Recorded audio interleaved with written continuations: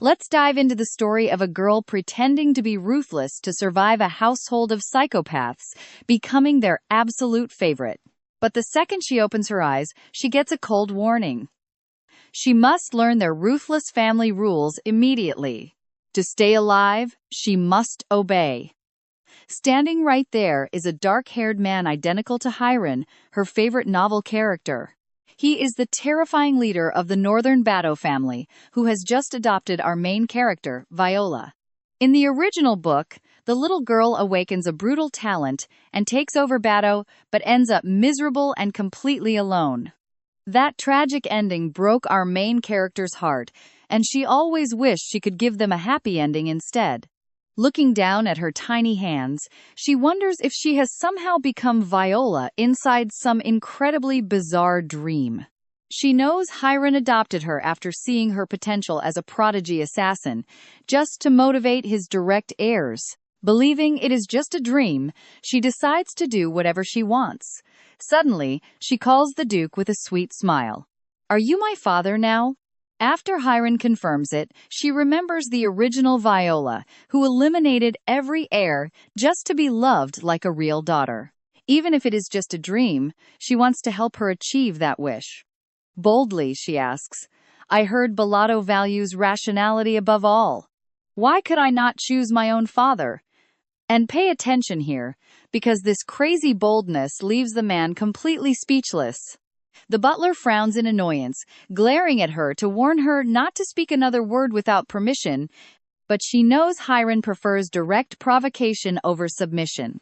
So, with total maturity, she speaks up firmly. Bellotto believes in survival of the fittest, even encouraging fights to the death among biological siblings. It all comes down to cold decisions and family interests. "Duke, am I right?" Hearing this, the man yields and asks, "Will you be my daughter?" She accepts without hesitation. Her instant response sparks deep curiosity within the cold, powerful Duke. Because he is incredibly handsome. After all, he was her beloved character. Instantly, the room falls into absolute silence. She clarifies this was her own choice, not something forced upon her. The Duke, resigned, nods at her sheer determination. "I have one final request. You will never regret bringing me here, but do not use me as a sacrifice or stepping stone. I want you to truly love me." Her plan is to fulfill Viola's wish of having a real father, not just some empty title. The tension in the air becomes suffocating. Inside, the little girl cannot help but congratulate herself on her flawless acting. To her surprise, the Duke bursts into a heavy laugh. Interesting. But instantly, a brutal bloodlust envelops her, causing gut-wrenching pain. If this is a dream, why does it hurt? And, yeah, I know what you were thinking, but he actually praises her for surviving. Suddenly, the suffocating pressure vanishes and she catches her breath. "Try to survive with all your might," he commands. "I will not kill you with my own hands," he says. This all seems incredibly bizarre. Why does this nightmare feel so real? Armed with only a piece of broken glass, she single-handedly wiped out the human traffickers who kidnapped her. A 7-year-old girl, acting like a ruthless assassin. It is almost a miracle that he decided to adopt her. However, her mature mind does not belong to that of an ordinary child. The butler notices that despite her nerves, the girl negotiated with the Duke with absolutely astonishing courage. Only a mind of steel could overcome such terror. The strict servant begins to view her with completely different eyes. Meanwhile, the Duke cannot stop thinking about how the girl demanded affection. In the cold Bato family, nobody asks for love so directly. Now, he is incredibly curious to see if she will manage to survive in Bato, leaving the butler highly intrigued. But the little girl starts to panic. Why am I still trapped inside this illusion? 2 days have passed. Did she really reincarnate as Viola, the legendary assassin of 10,000 deaths and ward of the Iron Duke? She forces herself to stay calm. She knows perfectly well that in this viper's nest, she must prove her worth. Her absolute priority now is making the psychopaths of Balado recognize her as one of their own. Next, she plans to push the eldest daughter as the official successor, a position she deserved before Viola appeared. By securing a rightful heir, this bloody sibling feud will finally come to an end. She refuses to end up alone and lose everything like in the original book. What use is winning if no one is left beside you? In her past life, she was abandoned by her parents, growing up amid mockery, constant rejection, and deep loneliness. She worked her hardest to make everyone jealous, only to end up reincarnated in the blink of an eye. This time, having a real family should be 1,000 times better. Remembering the book's events, she prepares for the challenge. With under a 10% chance of survival, trust me, you and I are just starting this wild journey. Come with me to explore a world where survival is a pipe dream, and our female lead only has a 40% chance of making it. Back then, she had no idea she was playing the role of an adopted daughter with absolute perfection. Hiron could read people's hearts, so he easily sensed Viola's deep, desperate longing for a real family. Yet he didn't understand where her affection came from, completely clueless that he was actually her favorite novel character of all. For that exact reason, he decided to assign Jenin as her official butler. This left her completely shocked, thinking it was a total waste of talent, but she couldn't defy the Duke's orders. And so, this battle of wits began. The man smiled with a deadly aura, noting that the young lady had opened the door for him personally. He warned her that next time a simple order would do, since opening doors was strictly a butler's duty. She immediately realized her test had begun, remembering that in the original novel, he was a ruthless killer of elite knights.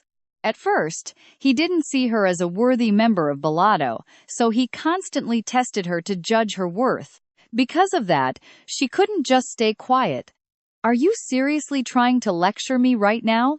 Her sharp, cold attitude deeply pleased him, forcing him to bow in apology as she reminded him his job was to advise, not educate. Keep this in mind, surviving in Balado required absolute cunning. She had to maintain absolute authority before everyone while winning allies, especially since a butler's ultimate goal is securing their master's succession. Failure meant certain death, but success would bring ultimate power. She had to command his respect. She explained that since his role was so crucial, she wanted to see his face directly, which is why she opened the door herself. Hearing this, the man knelt with a charming smile, revealing his true appearance to her in that very instant. The young lady praised his looks without hesitation, but firmly warned him that she would never tolerate any arrogance from him.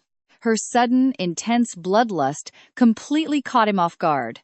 Normally, her eyes would flash crimson, showing the hostility of a master assassin. Even though her eyes didn't change color, he felt an overwhelming pressure that deeply thrilled him right before she handed him her very first mysterious command. Despite his surprise, he smiled calmly and agreed to fetch a feather pen and the deadly red clam poison. It was an incredibly lethal toxin, and the look in his eyes felt like it was piercing right through her soul. Turning around, she asked him directly what his function in this house was, and he answered that he must protect and watch over her. She then ordered him to perform his duty faithfully, making the butler silently obey and promise to return in exactly 12 minutes. Once she saw him finally leave the room, she breathed a sigh of relief, wiping cold sweat from her brow. True to military precision, he returned with the requested items. She knew that, in the original plot, the twisted fifth young master, Vigan, would arrive the very next day. I know what you're thinking. Is this really enough to stop a killer trained since birth? She was determined to do anything to survive, playing along with this family of lunatics while successfully taming her dangerous butler. Suddenly, that ruthless killer knocked on her door, yet the young lady showed absolutely no trace of fear. With total composure, she sipped her tea and invited him in, fully aware that he was her most unstable, dangerous rival. The moment the young master entered, he declared with sheer impatience and disdain, that someone like her should never dream of being his sister, though she knew his rejection was completely fake. Deep down, he desperately wanted a sister, and was actually thrilled when he first heard about her adoption. However, his mother had warned him that a commoner without family blood didn't deserve such a high title. That she was just a simple sacrifice, convincing him that she was entirely unworthy of being his sister. So he arrived, aiming to show his most terrifying side, an event that in the original book triggered a highly destructive duel. Determined to change the course of history, she mockingly asked him what exactly she was supposed to be then. Recalling his mother's words, he claimed she was just a sacrifice, but her complete indifference left him utterly baffled. He expected her to blow up so he could defeat her and earn her respect as an older brother, leaving him highly frustrated. He snapped that she should be furious at his insult, so she put down her teacup. She told him to wait a second, building up his anticipation before launching a feather pen that grazed his cheek and stabbed into the wall. The tension between them was absolutely electric, but he touched his minor cut and praised her for her unbelievable accuracy. She smiled triumphantly, but trembled inside. "Trust me, this wild ride is just getting started. Let's dive right into this." She only wanted to scare him, but ended up hurting him, and he dangerously asked if it was a warning.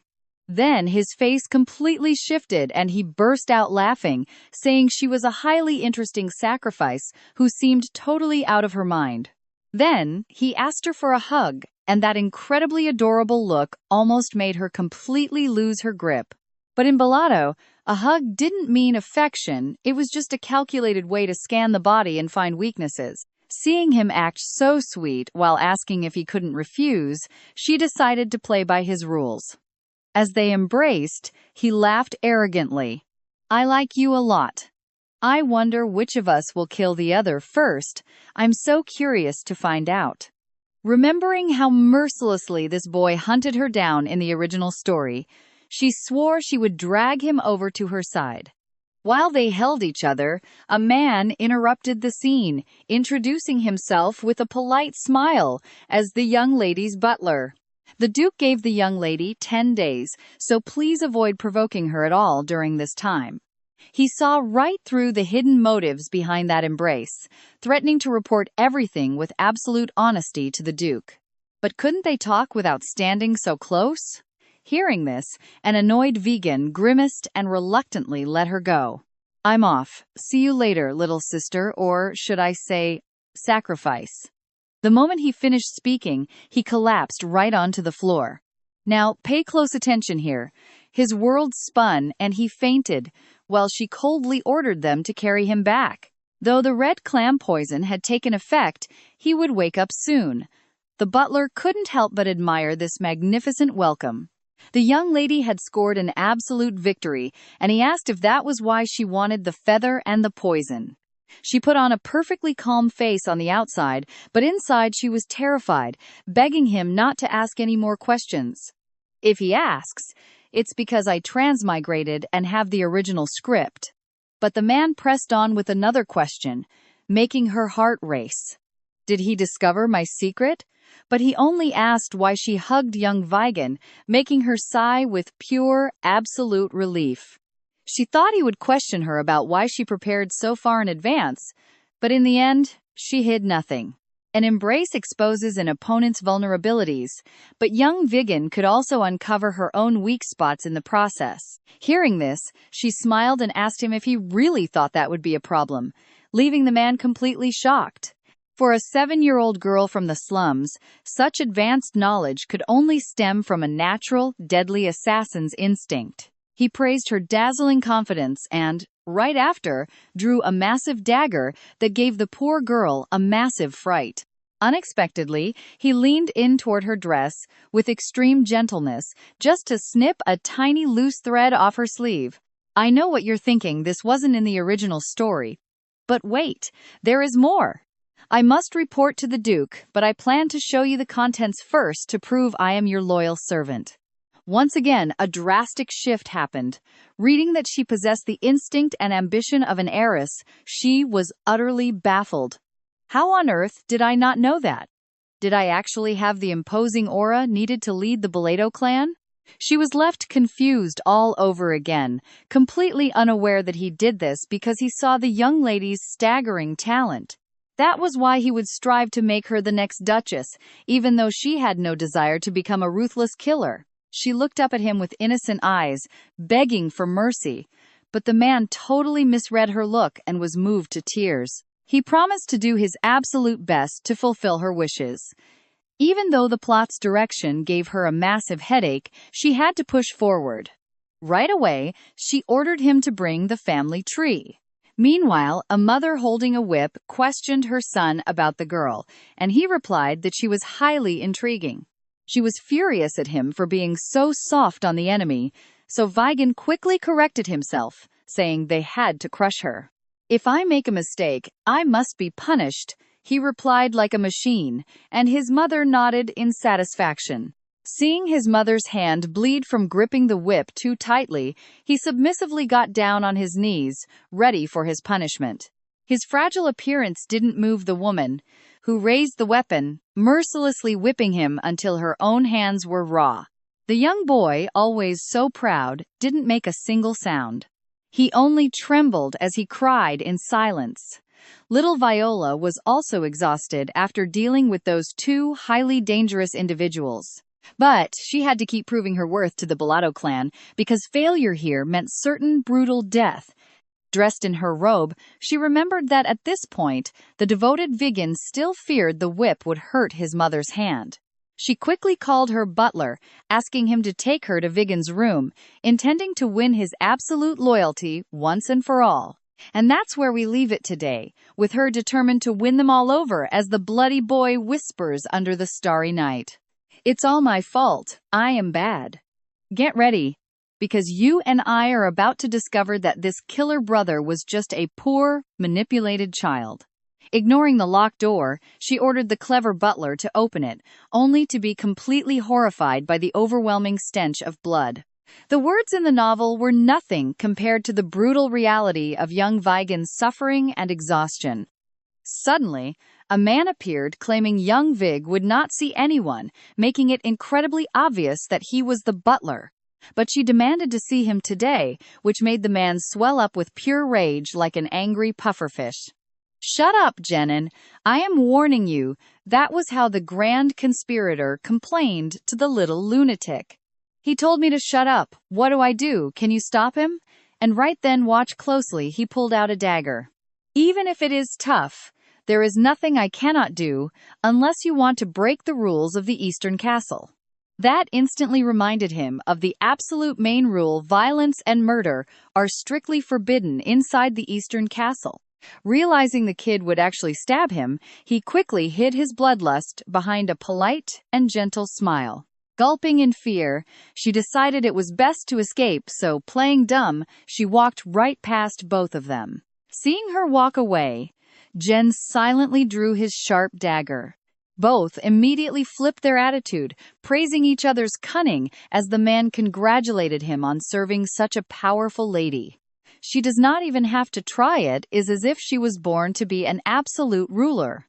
Add to that her strict lectures and how she guides me, she acts like she was raised by the Bato family itself. Her insight is also legendary. When he suggested attacking the unconscious enemy, she answered with perfect and brutal precision. "If we kill him now, Janin, without any evidence to prove his innocence, you will face execution without a doubt. If the butler dies, I will be in trouble after all. You are a crucial piece for Viola Boleto." She got so wrapped up in the Boletos that her inner novel reader slipped, stating his full name without even realizing. Stepping inside the room, she saw the heavily scarred boy and nervously approached him. Sinking into a chair, she noted he lost too much blood, but Vigan calmly replied it was barely anything today. "Isabella's whip must hurt like crazy, right?" The boy softly agreed, but claimed his mother suffered too, asking if it was not his own choice. Hearing this, he clung tightly to his clothes, completely deluding himself into believing everything was entirely his own fault. He smiled through tears, calling himself bad, I know seeing poor Vig like this breaks your heart too. Should those heartbreaking words even come from a child? This is definitely not the kind of family she wanted. The entire family is packed with power-hungry monsters, so she must hide her identity and play dumb to keep him safe. When she asked to inspect his back, the boy warned her that attacking him inside the Eastern Castle was a massive crime. She hated taking advantage of the weak anyway. One day I will make you kneel before me like a dog. That threat filled him with intense anticipation, though watching such a miserable brother would not be fun at all. Hearing her words, the boy obeyed and turned around, revealing the horrific, crisscrossed whip marks covering his back. Viola's heart shattered seeing that. He is only an 8-year-old child. So, she pulled out what she prepared.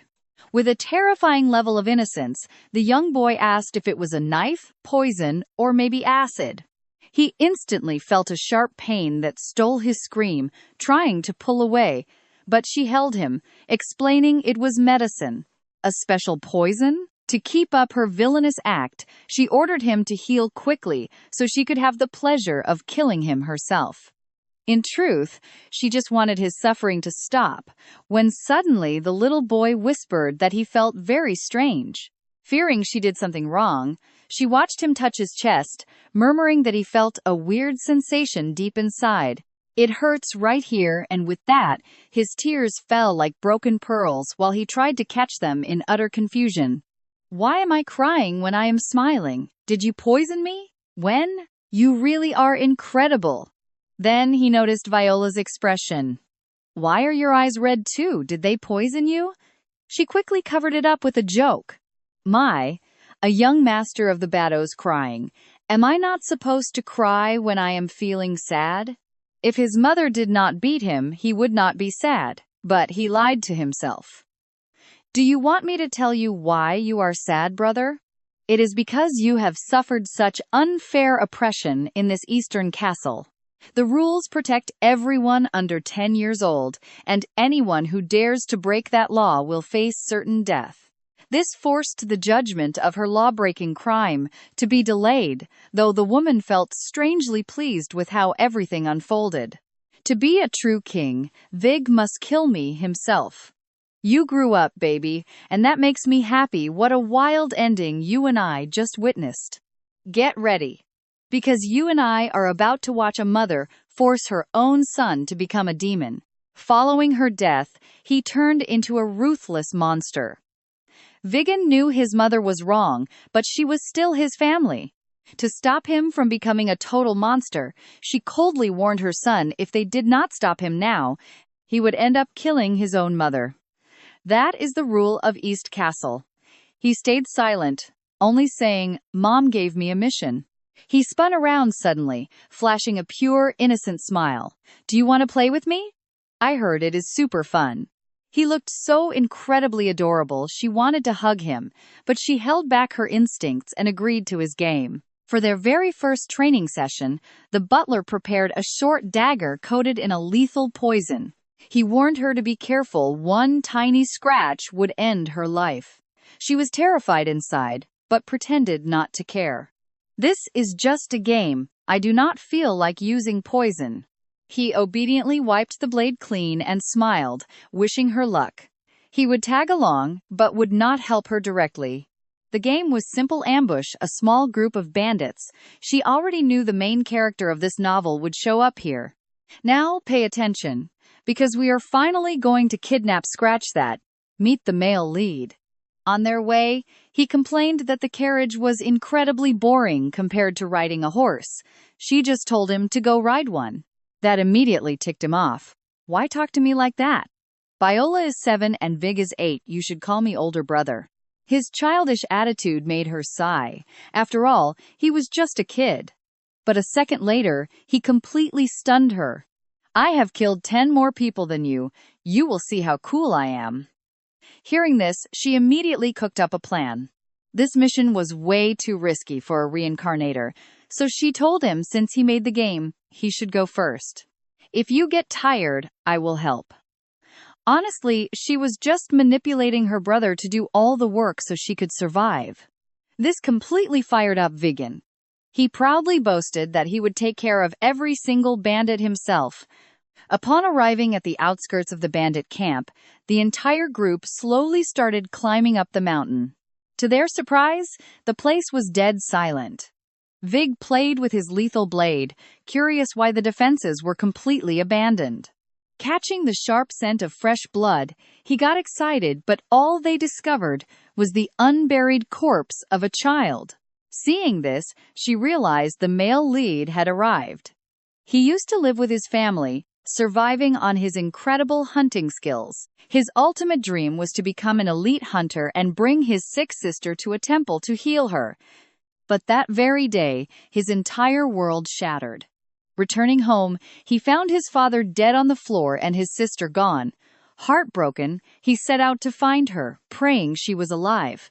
Tracking the messy trail the bandits left behind, he marched straight toward the dark hideout of the criminals. But the bandits accidentally spotted him, forcing him to witness their horrific, cruel deeds firsthand. Ignoring her brother, she scanned the floor and noticed fresh door tracks. Combined with that corpse, she knew someone else had gotten here first. And while she is panicking, look who finally shows up. Desperate to find his sister, the boy took down the guard and slipped inside. The thick smell of blood proved the fight had already started. She decided to act immediately. They could not let anyone steal their prey. The butlers quietly admired the girl's sharp intelligence. One of them wondered if she actually planned on staying away from the fight. But she had just spotted a child's footprint. Invading a bandit camp alone could only mean one desperate thing: pure revenge.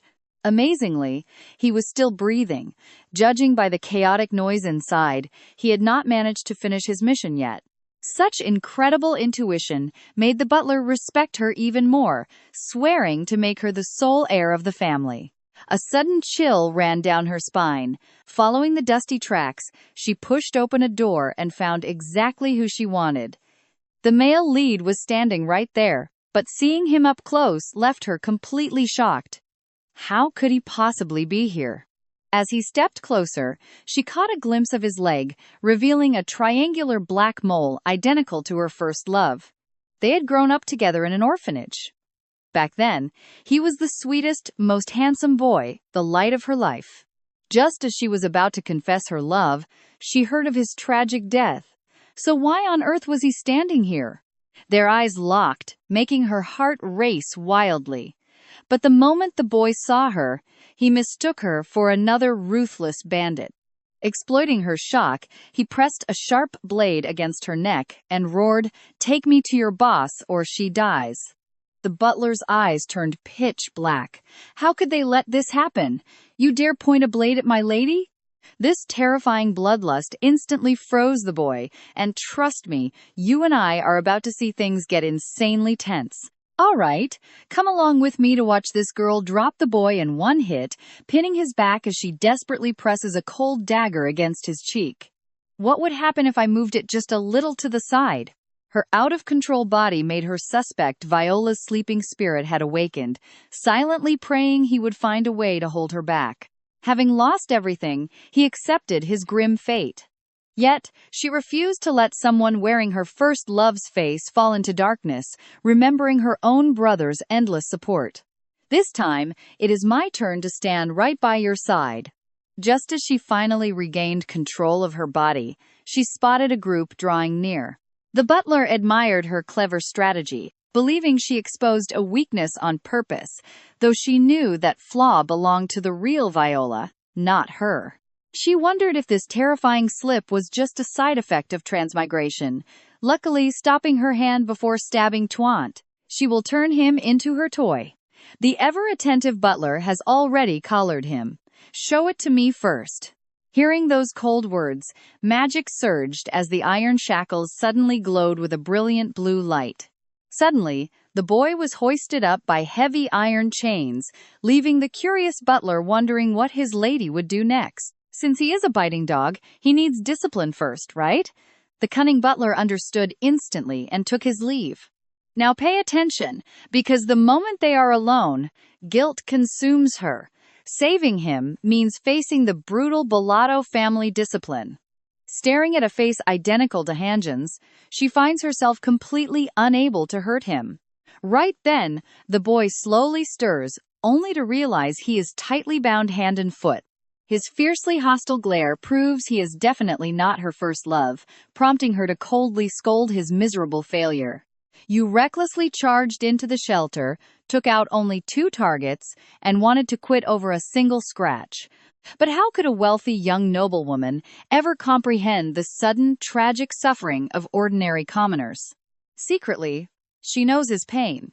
He is an orphan, and though adopted, nobody understands the agony of losing a family overnight better than her.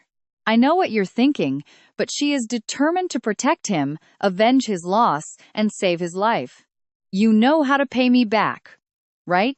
Seeing him slowly nod brings satisfaction. Good, now he will behave.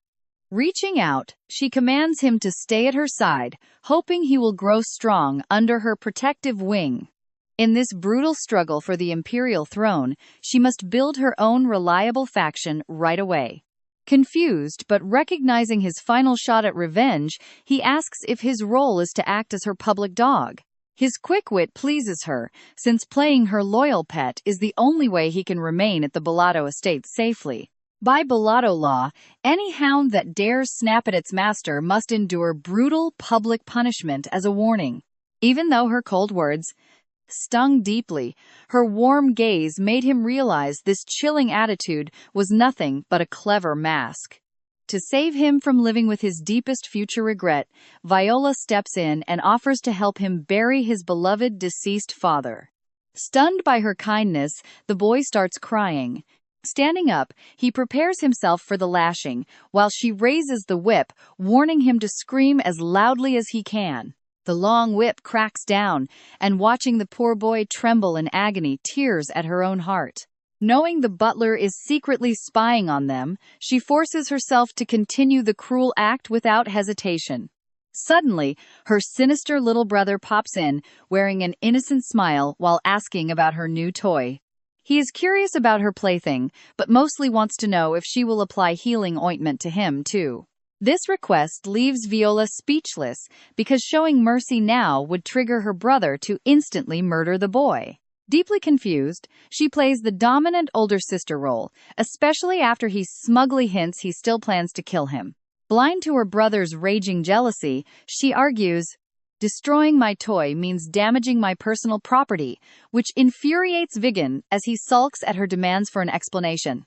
His ears turn bright red as he mutters that he was actually her very first. Therefore, she is banned from healing anyone else, leaving her completely stunned by her brother's hidden tsundere side. She coldly warns that if he keeps acting so childishly, he will never get any healing ointment again. With no other choice, Vision begrudgingly submits, though he quietly vows to slaughter the boy once he turns 10. Yet leaving her room, doubts creep in. Must he kill his sister? As a Bellotto, it is his duty. His mother ordered her death, but he cannot kill Viola. And trust me, you and I just realized this elegant butler is hiding a total psychopath inside. Get ready, because today, you and I are watching a cold-hearted butler smile at a half-dead boy. To make matters worse, he pointed his dagger right at him, whispering that only his lady's mercy kept his head on his shoulders. That brutal, overwhelming killer instinct actually terrified her. He implied that such mercy belonged only to someone absolute like Hiron, secretly mocking her compassion as nothing but pure cowardice. Realizing he was testing her, her gaze instantly turned as sharp as a razor. Ordering Janin to follow her into an empty hallway, she didn't hesitate and slapped him hard across the face. She warned him never to test a Bellotto so openly again, but deep down, she secretly worried she might have hit him way too hard. The butler bowed obediently, even offering to sever his own arm as an apology. When she refused, he looked up with crazed, devoted eyes, asking if he could dedicate his entire life to her.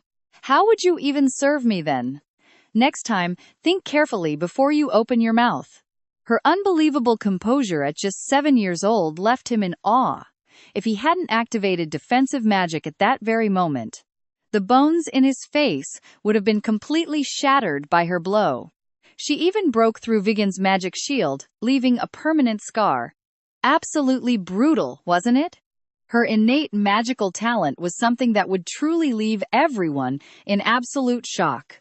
He wondered if she brought him along just to save face in front of that plaything. "Exactly," she replied. "You are my only confidant." Hearing such an uncharacteristic warmth from a Bellado made his heart race. Jenin truly wanted her to rule over them all. This realization terrified her. Could a single slap really have such a twisted effect on him? Seriously, nobody in this place is sane. Days later, she kept her promise and helped the boy bury his father. As his new master, she provided shelter, food, and clothes, slowly turning him into her most loyal hound. Yet, she realized that direct eye contact and touch were slowly awakening the true soul of Viola. She wanted to stop this, but pay close attention here. The butler reported that Vigen was being punished again. Rushing to her brother's room, she was met with a horrific sight.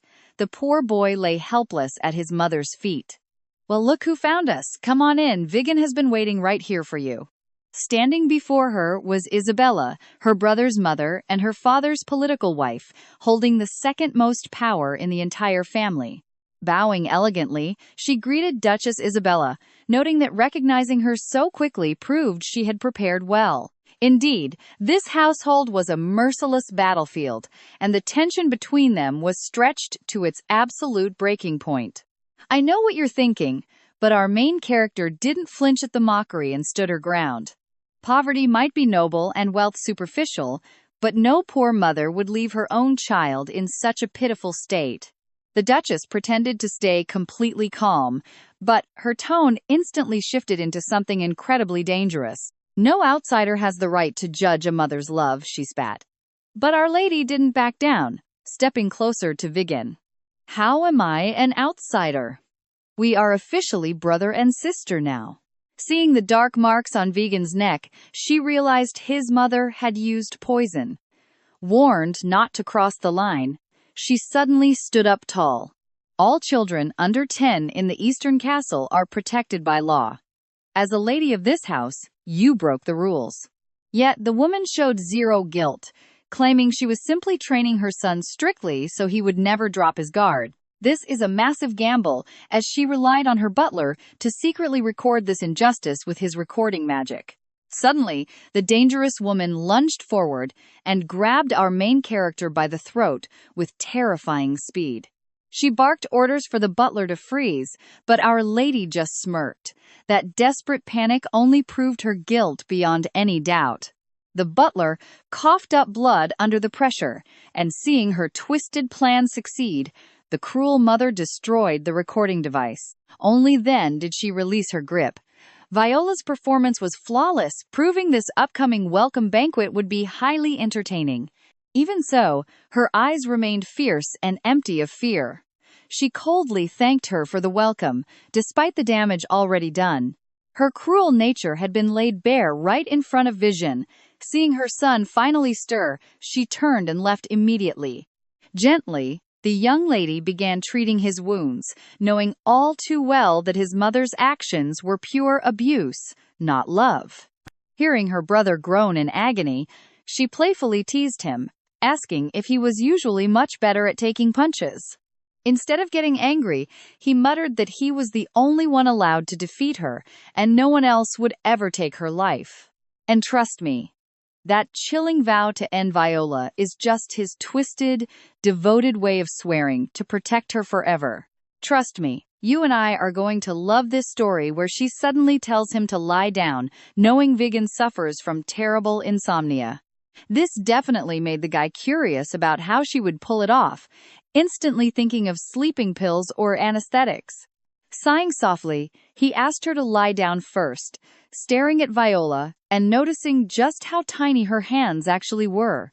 So fragile and tiny, making him fear others would covet her, while she remained completely oblivious to his thoughts. Recalling a specific method from a book, she approached her brother with a look that was honestly pretty dangerous. "Do not relax, or I will want to get rid of you," she thought. Strangely, Vegan felt sleepy almost immediately. Imitating her mother, she grabbed him by the neck like a punished child, a familiar method that made it impossible to resist sleep. And just like that, he drifted off in pure tension, exactly how his mother had forcefully trained him since childhood. He had to resist to his absolute limit before finally being able to close his eyes and rest. If no one knocked on his door at night, sheer terror kept him awake, causing this terrible insomnia. Once he fell asleep, she tried to slip away, but he grabbed her hand, begging her to stay beside him.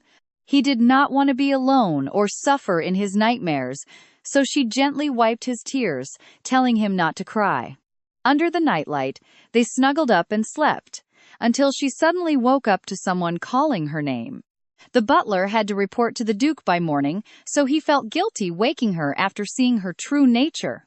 Now pay close attention, because this startled her, instantly unleashing a terrifying bloodlust beneath her sweet, innocent facade. Realizing her secret was still perfectly safe, sheer exhaustion took over, and she fell right back asleep in an instant.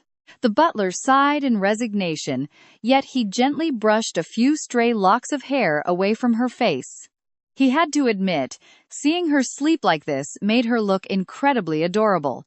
Magic experts usually love their sleep, he figured, assuming this was all a test rather than a mere coincidence. The next morning, as the butler dressed the Duke after his bath, he complained that Lady Lear would be furious. She always worried the Duke would catch a chill right after bathing, ending up with a terrible stomachache. After all, Lady Lear had been the one true love of his entire life. Despite his magical protection, she always feared he would fall ill, while he joked that keeping him safe was her mission. But in the end, she passed away mercilessly. Hearing that Jenin was waiting outside to report, the Duke gathered his thoughts and let him in right away. Learning that Lady Isabella was incredibly wary of Viola, the Duke suddenly took a keen interest in the young girl. You and I both know the Duke had buried himself in work since that tragedy, so his rare smile deeply warmed the butler. The butler took this chance to highly recommend her, promising the Duke he would never regret meeting her in person. Hearing this, the Duke actually agreed, filling the loyal butler with absolute pure joy. Hoping to score some points with the young lady, he boldly added that he spoke for himself, not just as a butler. He confessed that Lady Viola was incredibly precious, leaving both men with the exact same look of pure disbelief. While the Duke criticized his unnecessary praise, the butler silently wondered about that strange, seemingly useless virtue. In Bellotto, cuteness meant absolutely nothing, but the butler still brought her a gorgeous, highly fashionable new dress. He thought she would look adorable in it, but she assumed this was just another highly dangerous test. After all, she would never survive this family by acting cute, so she chose comfortable clothes and followed him out. She had no idea what the butler was planning, but a trip to a gourmet bakery was impossible to refuse. While she devoured her desserts, the butler poured the tea with supreme elegance. Everything was perfect, but the shop went dead quiet when she suddenly froze, seeing Duke Hiron walk right in. She wanted to stand and greet him, but her sweet tooth completely took over, so she ignored him and kept eating. When she finally snapped out of it, she noticed everyone was staring at her in sheer disbelief. Nervously clasping her hands, she glared at the butler, feeling totally betrayed by what he called a simple father-daughter date. The Duke raised his hand, instantly plunging the entire room into absolute silence. Greeting him now would be way too awkward, so she swallowed her nerves and pretended to be completely calm. Staring at the Duke's incredibly handsome face, she finally understood why that book of 101 Ways to Seduce Him existed. Now that they are officially family, you and I are going to want to see how she survives this cold, intimidating Duke. Should I thank you? Or shouldn't you be thanking me? All right. You and I are about to watch her completely melt over the sweet smell of an egg tart. Her cute face catches the Duke's eye, and blushing, she offers him one to break the heavy silence.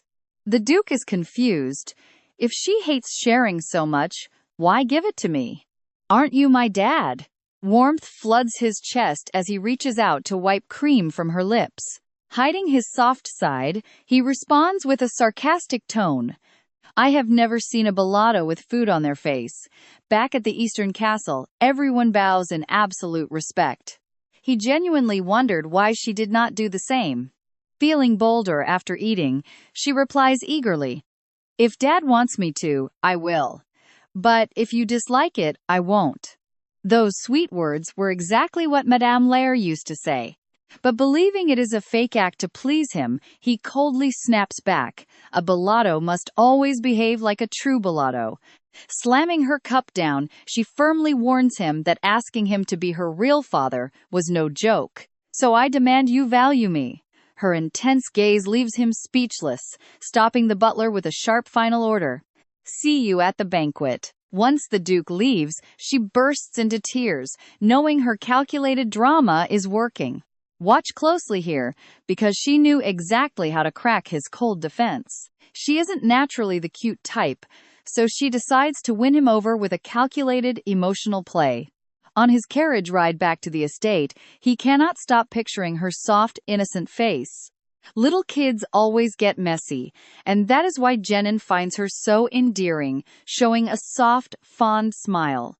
She constantly challenges him with clever antics, making the butler realize how weirdly the Duke is behaving.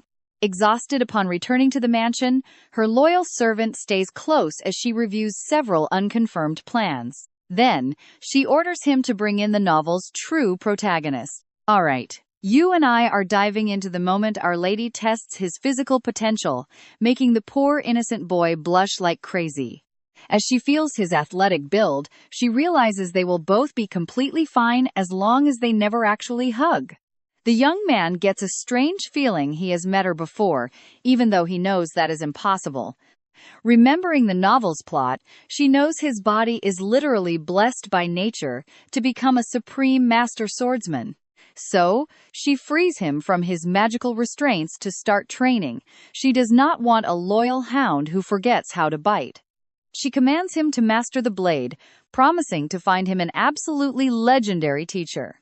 Staring at him for 5 seconds makes her dizzy, but she notices his face is already bright red. All right, you and I are jumping right into the awkwardness, because while she tries to process things, he shyly asks if noble ladies always touch men like this. Hearing such an absurd question, she bursts out laughing. I know what you're thinking, but mentally she is 21 and only sees a kid, so she teasingly calls him her new pet. Once he is back in his room, a servant brings dinner while mocking his brand new status as a pet. But the boy is genuinely curious, asking what nobles call dogs these days, and trust me, we've got to wait and see. Come along with me once he learns they are companion pets. His new dream is to train hard to win that sweet spot by her side. He desperately craves her touch on his head, but while he gets his hopes up, our female lead suddenly feels a random chill. Let's see what happens next. The next day, she visits the annex to find Tuent a combat tutor, knowing legendary warriors gather there. Hickson, once the Duke's trusted ally and a legendary hero back in his day, is now nothing more than a useless drunk. Besides, you and I know a kid learning from a drunk won't raise any suspicions. This won't just accelerate her rise. All right, you and I are about to watch her win over a key ally, but first, she runs into a completely ruined drunk. Viola bluntly yells, "Sir, is acting like this really going to bring your deceased daughter back?" Furious, the man tries to throw her out, but watch closely as she strikes back, "Isn't your daughter dead?" provoking his rage. Suddenly, he breaks, letting her go. She whispers, "Want to know who killed her? I saw it all. Believe me, this gets wild." Hearing this, he instantly uses his magic to sober up. Meanwhile, down in a filthy dark sewer, a freckled red-haired girl, pay attention here, wearing cross earrings, she believed until her tragic end that her father would come to save her. Alright, let's jump into a story where our female lead, Viola, knows every dark secret. She remembers from the novel there were at least 2 kidnappers involved. While you were out searching for your kidnapped daughter, they murdered your wife too. Everything was coldly calculated. Do you really believe that was a coincidence? Think about it carefully. Back then, he was too broken by grief to ever question it, but hearing her now, he finally snaps out of it, realizing she is Hiron's newly adopted daughter. He is highly suspicious, but she simply gives him the information without asking for anything. She smirks, delivering a deadly warning of her own. I have a massive dog, and he bites hard. Sir, help me tame him. Now, the terrifying Duke of Icewood is acting like a jealous father. He summons her to dine with him again. But why is he standing there completely frozen? By law, the Duke never meets successors alone to prevent any rumors of showing favoritism. Out of nowhere, the very first thing he demands to know is if she really wants Hickson. Did you ask him to hold your hand? The Duke is absolutely burning with jealousy, just because his friend spoke to her, rushing right over to claim her back. Besides, you do not even care about being her father, but I genuinely want to accept her. Hearing that, he stubbornly snaps back, do whatever you want. But the moment she leaves, he furiously snaps a pile of pens, leaving the butler completely baffled. Viola assumes it is a test, responding in the cold bellotto style. An idealist with sweet dreams is very easy to use as my personal pawn, do you not think? Pay close attention here, because the tension is skyrocketing. The Duke only cares about that handshake, staring her down with a freezing look. Do not go offering your hand so easily. If you are careless, you might lose it permanently. After delivering that chilling warning, he orders dinner to be served, specially presenting her with a delicious dessert. Seeing his daughter's cute reaction, the man glares at her again, applying an incredibly suffocating pressure. Father, could you stop staring at me while I eat? Is it not rude to watch someone so intensely during dinner? Those exact words sounded just like his past love. Without losing his sharp tone, he replies, wait until everything you enjoy comes directly from me. Should that level of insolence be tolerated? But she refuses to stay quiet. I did not return of my own free will. You insisted on bringing me back, father. How can you brag about that? Her response reminds him of that woman once more. He nobly admits his mistake, only to realize that she is staring right back at him. The young girl is not intimidated at all. You started this, father. An eye for an eye. That is the true Bellotto style. I know what you are thinking. She admired his handsome face while he asked if she was claiming self-defense. Yes, it is just legitimate disease prevention. That mispronunciation forces him to correct her, sparking a childish argument over defense versus prevention. She is absolutely furious. She was 20 years old inside and they were still mocking her speech. So she yells angrily, disease prevention! Her bloodlust accidentally leaks out, making him laugh. Not only are you rude and speak poorly, but even your killing intent is weak. This startles her enough to quickly suppress her bloodlust. Seeing her control her emotions so freely and switch masks at will, the man is highly pleased. It would be even more perfect if you could lose that soft, sweet side. Seeing crumbs on her lips, he orders the butler to teach her proper etiquette. Yet later, he cannot get her cute image out of his head. The following day, she takes the male lead to learn swordsmanship under Hickson. That icy gaze when the boy grew serious made her see the very shadow of Hiron in him. Leaving master and disciple to train, she returns to the mansion, only to run into a crazy woman asking if she is the new sixth lady. It is a pink-haired woman in a bright red outfit, clearly one of Hin's trusted close allies. Zan is an expert at creating masks and puppets, completely shocked to hear the young girl already knows her name. Did the Duke introduce me? He is not that thoughtful. Suddenly, the young girl fires back. If so, why do you still like him? After a brief moment of surprise, she composes herself, asking, is that gentleman not incredibly handsome? And it was true. The novel mentioned she lived completely obsessed with Hiron. Even after being warned not to cross the line, the woman nearly faints with joy, gasping, is dying by the Duke's hand not fascinating? Despite her twisted mind, she was extremely powerful. Noticing the girl's sharp intuition, she asks, "What does the sixth lady think of me?" "Everyone thinks I am disgusting." What a creepy ending for us. Join me as we watch her destroy this creep. Honestly, isn't chasing a married man just pathetic? Even if it is a political marriage, throwing yourself in is totally unhinged. But she works incredibly hard to be useful to the Duke. After all, if she were completely worthless, her father wouldn't have spared her life in the first place. Simply put, I find you highly valuable, and I hope you can prove your worth to me too. Remembering how everyone else mocked her, the girl's sincere words brought her broken soul back to life. Finally, someone actually valued her. She leaped up and begged, "Can I do your makeup for tomorrow's welcome banquet? I swear I will make you the most breathtaking lady in the entire room." A blend of arrogance and royalty mixed with wild, beastly cruelty like a deadly, poisonous queen standing far above everyone else. The girl froze when she saw her. Is this what a psycho artist's inspiration looks like? But one thing was certain. Saying no would mean huge trouble, so she faked a smile and said, "I will be looking forward to it." As she worries about this upcoming banquet of lunatics, watch closely, a mysterious hand suddenly grabs her shoulder. Her instincts are too fast. She whips out a blade and strikes, but the danger only thrills her brother. Wow, a knife! She expected Viggen to fight back, but he just rolled up his pants, whining, "I got hurt here and it really hurts. Put some ointment on me." Didn't you brag that a stab wound wouldn't hurt? Why cry over this tiny scratch? Why don't you ask the butler? But he literally just shoves the medicine straight into her hands. The message was clear. She had spoiled her brother way too much, so she demanded a favor in exchange for healing him.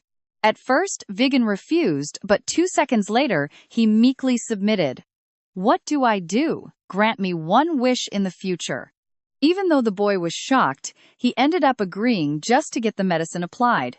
Exactly like that. "Viola, I'm so jealous of you. I've never had a welcome banquet." Hearing this, she fell completely silent. That banquet wasn't a real celebration, it was a deadly test packed with murderous intent. But seeing her brother so down, she decided to comfort him. "Come play with me next time." Hearing those words, he instantly recharged all his energy. "See you tomorrow." Tension for the big day was mounting. To make matters worse, the butler woke her up at 4 in the morning the next day. Annoyed by the noise, she blasted a magic spell right at him, absolutely terrifying the poor butler. "Next time, aim 3 degrees to the left, and your kill rate will go up by 10%. He calmly helped her up. When she snapped out of it, she saw Seven holding sharp scissors, sighing, "Milady, I almost died 3 times today." I know you felt that panic. Her body just reacted on instinct again. Suddenly, she looked in the mirror. She was beautiful, cute, yet sharp, with big eyes like purple grapes. Was she really this gorgeous? "Lady Viola, let me put you in the spotlight today. Without a doubt, you are going to overshadow everyone there. Please, shine bright." As she stepped into the hall, a voice announced the arrival of Belato's sixth lady, Viola, turning every single head. She marched in absolute silence straight toward her battlefield. The room was dead silent, save for the echo of her footsteps. Suddenly, she drew her knife and sliced a thread invisible to the human eye, glaring at the butler who deliberately set the trap. This was the first test. In the original novel, Viola ruthlessly killed him, but knowing the storyline, she targeted the puppet master instead. She stomped on their head with brutal bloodlust and said, "This kind of prank is incredibly boring." 7 points. The woman trembled, begging for forgiveness. "If you're really that sorry, why don't you just die right now?" Then she pointed to the butler's fatal wound. "How about we use him instead?" But a voice suddenly cut off her thoughts. "Viola, come take a seat." She prepared to bow, but she couldn't help admiring him in secret. The moment she sat down, she became the center of attention, feeling a suffocating pressure that made her shake inside. She forced herself to act totally unbothered, locking her gaze directly onto Heron and Isabella. They dared to strike before the trial even began. If Father brought us here himself, the Duchess must be the one testing me. How does she plan to judge me? But to her surprise, the Duchess only had two questions. First, why didn't you pierce their hearts just now? She responded with complete coolness. Is that even a question? Her massive presence left her rivals completely speechless and absolutely enraged the Duchess. Are you mocking me? Your question is so obvious that I doubted it was a real test. I mean, no disrespect, but if I caused a misunderstanding, I apologize. And just like that, you and I watch a deathly silence take over the room again.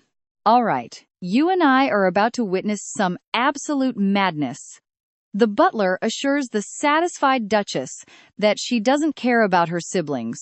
Such a natural attitude is worthy of her. But inside, she was terrified of failing, as the real test was just starting. Seeing her mother obsessed with why she hadn't killed them, she simply smiled instead of panicking. Only the direct family and their personal butlers attend the banquet. Guards and servants are not family, making them nothing but disposable puppets. But how could they act on their own? They merely followed my parents' orders, which is why I chose to spare them. Are you satisfied with my explanation, Mother? Her incredible ability to deduce everything so fast left the Duchess completely shocked. Surprisingly, Heron praised her for being so smart. The other heirs simply couldn't believe what they were hearing. After all, he only ever praised the eldest daughter. Seeing the Duke accept her, the Duchess quietly remained silent. But look at her, she wasn't about to stop there.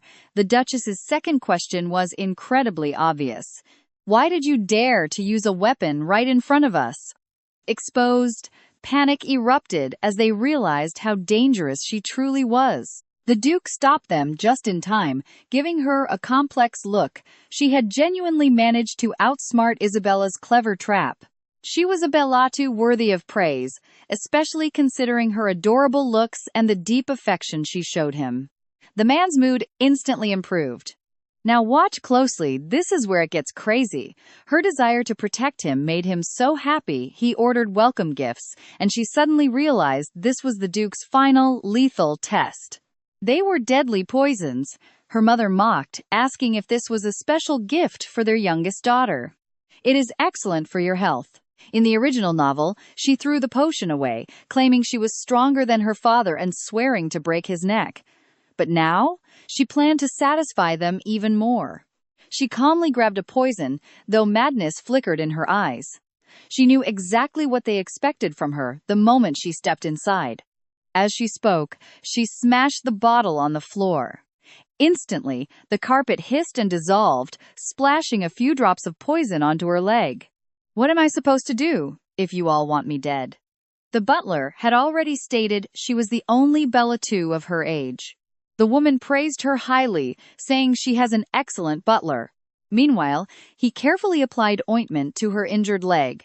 Right away, she aggressively snatched up another bottle. I know what you are thinking. Is this the right one?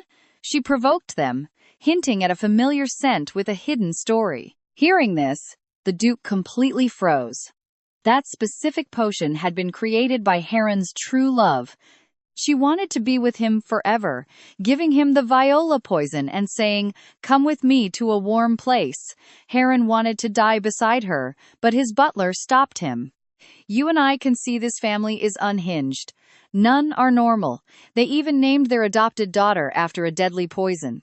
But nobody knew about her unique constitution. Seeing her open it, the Duke panicked and demanded to know what she was doing. "I want to taste it," she replied. The butler warned her it was the most lethal one, but she claimed she heard a woman calling her. Heron could not hold back anymore, and asked what she heard. However, she did not just hear it, she saw it. She saw a deep longing, a love far stronger than death itself. Feeling a profound connection to her favorite character, she spoke lightly. "Then I will drink it," she said, swallowing it right before their eyes. She was terrified inside, but she trusted this world's rules. Instantly, Her blood began to boil, her pupils turned crimson, and a terrifying, primal bloodlust awakened deep within her. That raw killer instinct terrified her, but her incredible logic managed to completely suppress the overwhelming urge to slaughter. Her brilliance, sharp insight, and shocking self-control proved she had no intention of hiding her ambition to rule over everyone. Such a formidable rival thrilled the Duchess, and the Duke accepted her as a perfect Belletu, though her recklessness slightly displeased him. She arrogantly shook the empty bottle, smiling dismissively as she announced she drank it all, while internally thanking the game's rules. The poison sharing her name caused her absolutely no harm. She only finished it by pretending it was a cup of delicious juice. If the Duchess only knew, she would be furious. "Can we eat dinner now?" she asked, and the Duke coldly nodded. After surviving the tense atmosphere of that quiet, suffocating dinner, she was secretly overflowing with sheer joy and relief. Her father seemed incredibly pleased, especially since she completely ignored everything that did not matter to her. The judging gazes of her siblings confirmed that they finally recognized her as a true member of the Belletu family. However, Hara's eyes remained locked on her. This silver-haired, silver-eyed girl was the fourth daughter who used her brilliant mind to overcome her physical disability. In the original story, these two were destined to become mortal enemies, but seeing the girl's cunning intellect, she now desperately wanted her as an ally. Plus, she cannot wait to be pampered by her rich sister. Trust me, you and I are dying to see what happens next. All right, let's jump into this story together. Exhausted after the banquet, she just wanted to wake up and eat strawberry ice cream to soothe her soul. She fell asleep the second her head hit the pillow, but her butler, Zenon, remained right by her side the entire time. Waking up groggy 4 hours later, she wondered why Zenon was still standing there. Turns out, she kept kicking off her blankets, and he was worried she would catch a cold. After all, she drank poison that very day. But was he just worried? Or did he fear her showing weakness would make others question her identity as a Belletu? To her complete surprise, he told her, "I am glad you are not sick." Immediately after saying that, he asked for her permission to apply an ointment. With her permission, he took off his gloves for the very first time, gently applying the medicine to the leg splashed earlier that day. "But lady, can I tell you the truth? It hurts me to see you injured. Do I seem strange?" Hearing this, she froze. Wasn't he supposed to be completely emotionless? A man incapable of feeling empathy for others, who could not even comprehend his own deep feelings. Now, pay attention here. He confessed he had never felt anything this strange, calling it annoying and utterly detestable. "But of one thing I am absolutely certain. If you get hurt, I will be miserable. So please, promise you won't get hurt." Hearing that, she realized Zenon was changing. Was it because Viola's own attitude had shifted as well? Hearing his worry, she suspected another trap. How could a Belletu avoid getting hurt? Besides, who even am I to you? She was the Lady Belletu he served, so he shouldn't talk nonsense. Yet deep down, she secretly yearned for his kind words. "I won't get hurt, so do not be sad." It was selfish of her, and she had no idea where this desire came from. So he begged, "Please give me an order." Curious, she asked what order, and he replied, "To protect you, milady. I never want you to get hurt, so let me protect you." That incredibly sincere gaze almost fooled her completely. She reminded him a butler is an administrator, not a knight. Just like her duty as a Belletu was to shield humanity in the north. The man understood her words, but he refused to surrender. "If I were a complete outsider like Hickson, would you let me help you?" Not understanding his true intentions, she simply replied, "Perhaps." Out of nowhere, Zenon resigned the very next day. He refused to remain just a butler. You see, this left Viola completely speechless when he promised to protect her far better than Hickson ever could. But reality is harsh. His 7-year contract was still active, and quitting meant paying $10 billion in penalty fees. Since he never planned to quit before, he had never even read the fine print of his contract. This let Viola breathe a sigh of relief. At least, things would stay normal. The novel stated Zenon was the absolute best butler. Seeing he had no money for the fine, she decided to comfort him.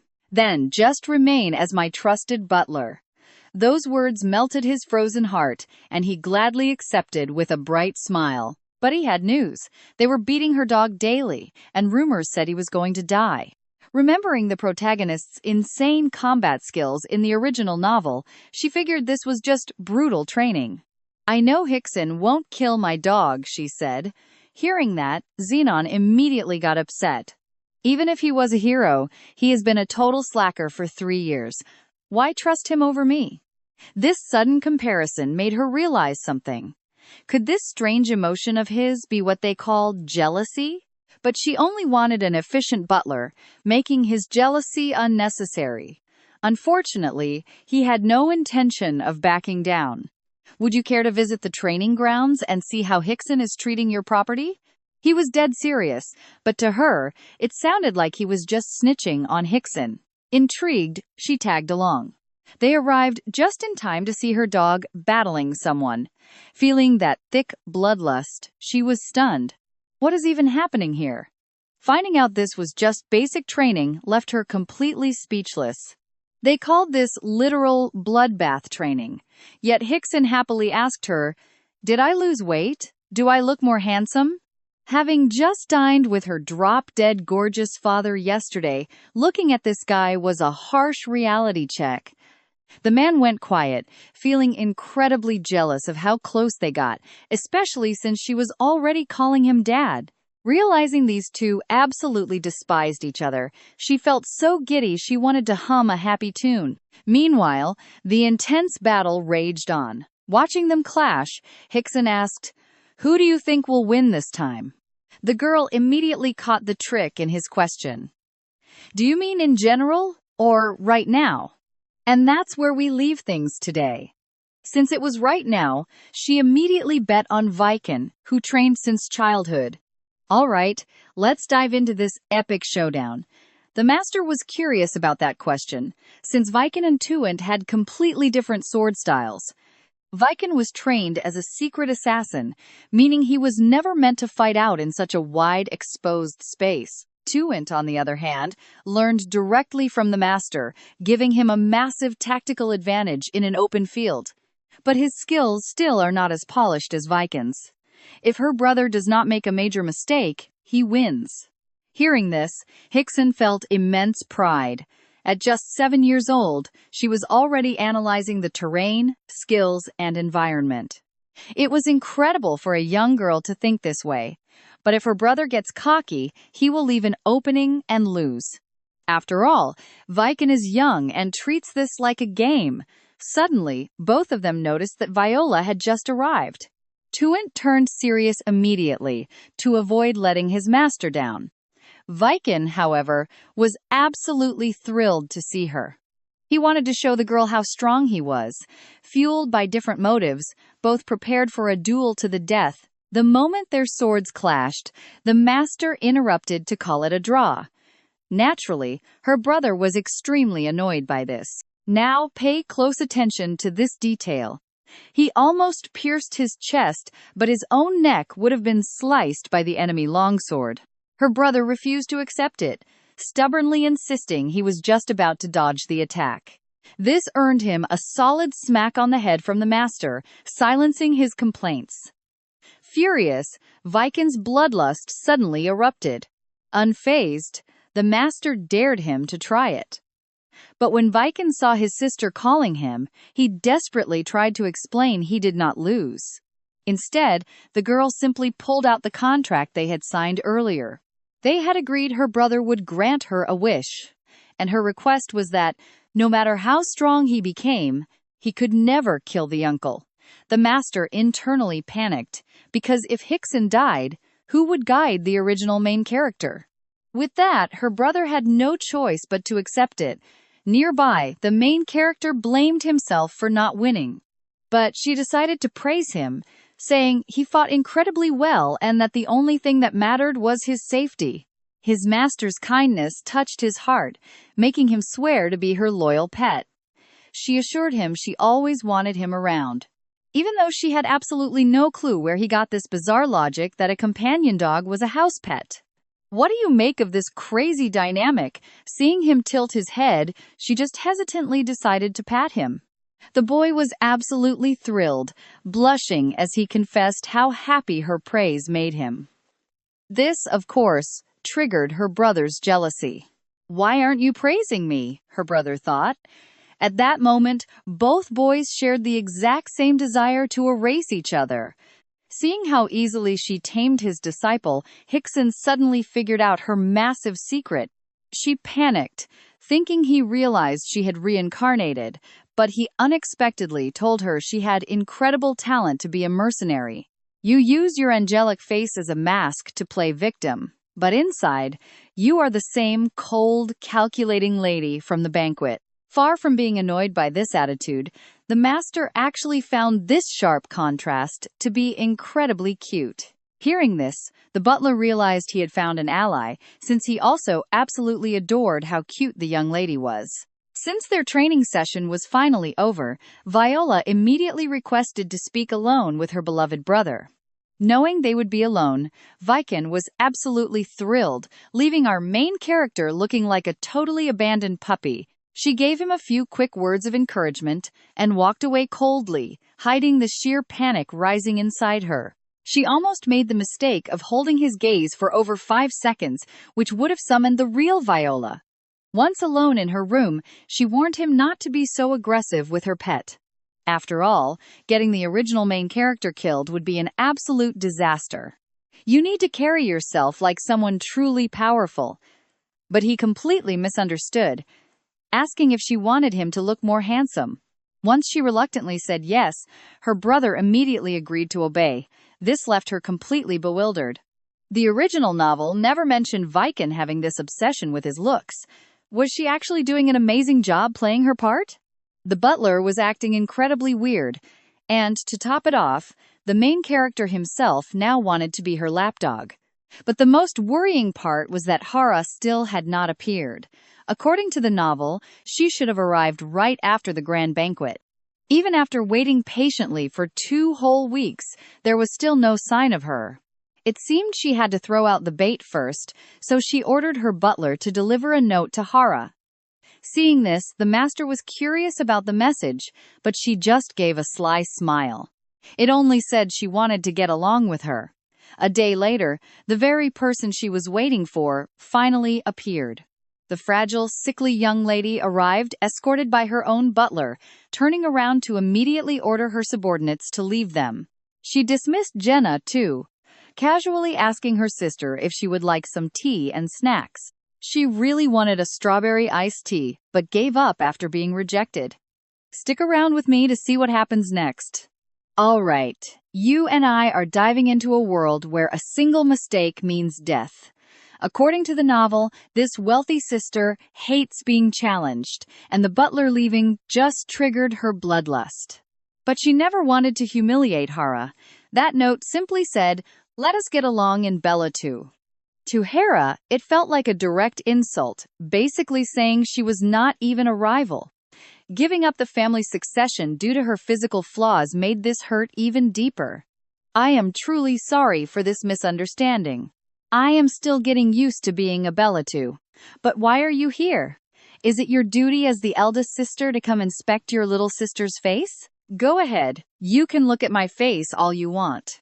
In the original novel, Hara actually dropped out of the race to support the family's future heir. She hid her claws, managed her siblings, chose her allies and the successor, ultimately winning the Duke's absolute approval. So she had to win over Hera, who came to check if she was the heir. At the banquet, Hera noticed the little girl's confidence seemed like natural talent. But Viola kept going, saying she still did not know much about Bellatu. "But I do know one thing. The strong survive, and the weak fall. Now, pay attention, because without proving your worth, You are out. How could an illegitimate daughter survive in this place? There is not even an official record of her completing any major missions. Would you mind listening to me, sister? First, she had to play the brilliant girl that Hera admired so much. She wanted to win over her cold, sickly sister using intellect, but the other preferred seeing her sheer arrogance and boldness, on top of being someone even Viken dared not provoke, completely free to enter their father's office whenever she pleased. Never messed with my sister that had been their father's direct and absolute command. But someone shielded under their father's wing would never inherit the leadership. Though, strangely enough, that was exactly what her sister wanted. After all, your goal has always been to be the kingmaker. Hera swore she had never revealed that desire to anyone. How could a newly arrived child know this? It was time to seriously test her. Are you absolutely sure about what you are saying? And she was completely sure. Her sister had struck a deal with their father, trading her claim to leadership for protection to support the future heir and bring prosperity. And the one carrying out this mission was called the White Belatu. As you and I know, the Belatu were split into two main factions. The Black Belatu handled the military power, while the White faction led the strategy. Many believed the Whites were useless cowards who only used their brains, viewing Hera that way. But Viola thought her sister was absolutely incredible. For someone facing physical limitations, this was actually the smartest and most rational decision possible. I deeply respect that. I truly believe you are a genuine Belatu. This unexpected understanding instantly touched Hera's cold heart. But is it really comfortable acting behind a mask that does not fit you? This caught Viola completely off guard. Did she see right through me? Hiding your own madness must be driving you crazy. In reality, you are dying to swing a sword yourself, right? Hearing this, she could not believe it. Was she talking about her? Of course, uncontrolled bloodlust is not fitting for a Belatu. That is for vulgar assassins. But you possess the sanity to perfectly control your own inner madness. That was Jenin's report. And the reason Hera knew this was because the butler was sharing information. I was curious if Jen's opinion was exaggerated. But now I see he was absolutely correct. Suddenly, she reached out and said, I like you, Viola. I really love your look. This gave the little girl a cold sweat. Did she grow fond of her that quickly? But she instantly realized this was all just a test from Hera. Now she had to project the image of an absolute leader, so she roughly brushed Hera's hand away, grabbing her hair with crazed eyes. My beautiful sister, do not cross the line. I chose you, not the other way around. Do you understand? That massive bloodlust shocked the girl. Viola was still far inferior to her two older brothers. She had no allies or maternal family backing her, but she was only 7. If she helped her grow, how powerful would she become? Suddenly, she heard Viola say, I hope we can be a good family. But to a Belatu, a good family meant exploiting their strengths to cover weaknesses, maximizing mutual benefits. But the little girl did not mean that. She just wanted to cling to a powerful protector. Hera obviously misunderstood, thinking the girl wanted to use her, but she loved her amazing intelligence and talent, so she offered to take her somewhere. This will be an exclusive secret just between the two of us. She wanted to show her her secret forces, a place hidden even from the butler and their father. After all, an invisible weapon is far more terrifying. The next day, she faced a dilemma. Trust me, the address Hera gave her was never mentioned in the original novel. To start, come along with me to see how she must find what she needs without anyone's help. Her father and the butler knew exactly what was happening in the East Castle. They were clearly testing her, so before leaving, she had to get everything under absolute control. She went to the meeting alone just as her sister requested, but the entire place was deserted. Amid her confusion, a sinister laugh echoed from the shadows. A lost noble lady, they had to kidnap her before the royal guard showed up. They were just petty child traffickers looking to sell kids into slavery. Without losing her cool, she greeted them most politely. "My name is Viola Bellatu, and I am 7 years old." Hearing that family name, the criminals immediately panicked. She realized Hara had hidden her identity. Ignoring the wretched men's panic, she told them that first, they knew her last name. Second, she was only 7 years old.